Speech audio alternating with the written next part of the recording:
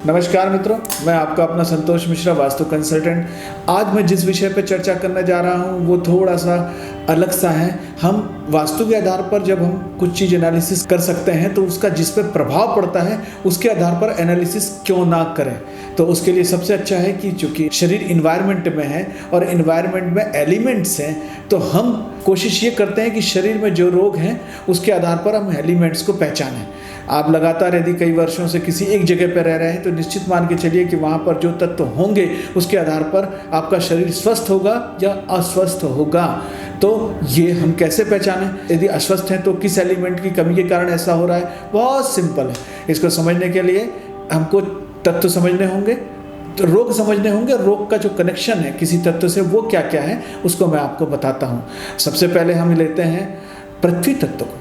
पृथ्वी तत्व यदि कमजोर होगा तो शरीर में, पैरों में, पंजों में, घुटनों में तकलीफ आएगी। ये यदि समस्याएं लगातार हैं तो ये मान के चलिए घर का आपका पृथ्वी तत्व खराब है। घर में यदि सीडिंग मतलब यदि बच्चे नहीं हो पा रहे हैं और दोनों स्वस्थ हैं तो इसका मतलब है कि पृथ्वी तत्व कमजोर है। पृथ्वी तत्व कमजोरी के कारण ये सब समस्याएं आती हैं। इसी तरीके से यदि हम लेंगे तो अग्नि तत्व पे आते हैं। अग्नि तत्व यदि खराब है या कमजोर है तो यहाँ पर हम मान के चलिए कि ब्लड से रिलेटेड प्रॉब्लम्स हमको देखने मिलती हैं। और वो ब्लड से रिलेटेड प्रॉब्लम है बीपी के रूप में, शुगर के रूप में, आपकी डाइजेस्टिव सिस्टम के रूप में।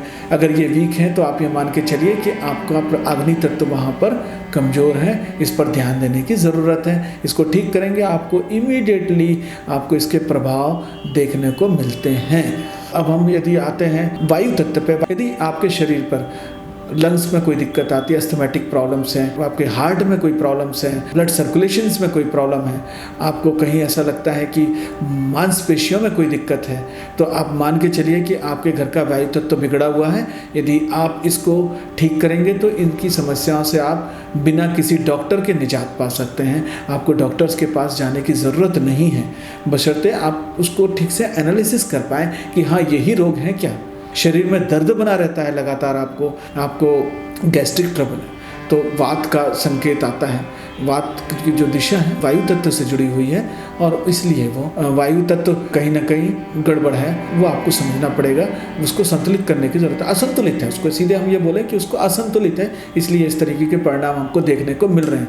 अगर हमारे शरीर में कहीं किडनी की प्रॉब्लम है, यूरिनरी सिस्टम्स की प्रॉब्लम है, यूट्रस से रिलेटेड महिलाओं को जो प्रॉब्लम होती है वो है गायनिक प्रॉब्लम्स हैं, तो ये मान के चलिए कि कहीं ना कहीं आपका जल तत्व संतुलित नहीं है और इसके कारण हमको ये इस प्रकार के रोग दिख रहे हैं। इसलिए जल तत्व गड़बड़ है और हम उसको ठीक करेंगे, निश्चित रूप से आपको परिणाम मिलेंगे।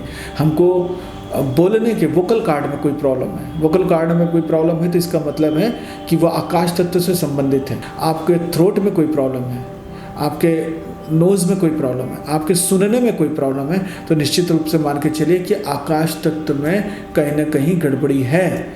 और ये गड़बड़ी अगली बार की किसी वीडियो में बताऊंगी किन किन स्थानों के गड़बड़ होने से ये ऐसा होता है। तो आकाश तत्व यदि हम संतुलित करते हैं तो निश्चित रूप से तो आपको इमीडिएटली इम्पैक्ट देखने मिलेगा।